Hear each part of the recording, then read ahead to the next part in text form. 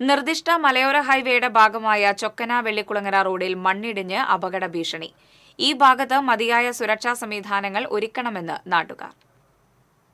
മലയോരത്തെ ചൊക്കന നായാട്ടുകുണ്ട് പ്രദേശങ്ങളെയും കാരിക്കടവ് ആദിവാസി ഉന്നതിയെയും പുറം ലോകവുമായി ബന്ധിപ്പിക്കുന്ന റോഡാണിത്.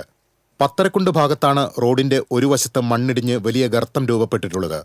ഈ ഭാഗത്ത് റോഡിന്റെ ഒരു വശത്ത് താഴ്ചയായതിനാൽ അപകട സാധ്യത കൂടുതലാണ്.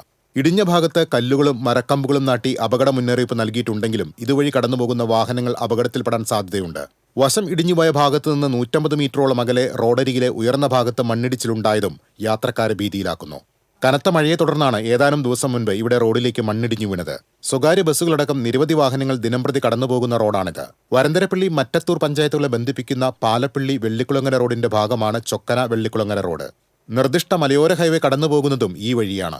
എത്രയും വേഗം റോഡിൽ മണ്ണിടിച്ചിലുണ്ടായ രണ്ടിടങ്ങളിലും മതിയായ സുരക്ഷാ സംവിധാനം ഒരുക്കണമെന്നാണ് ആവശ്യം. TCV news, Kodakara.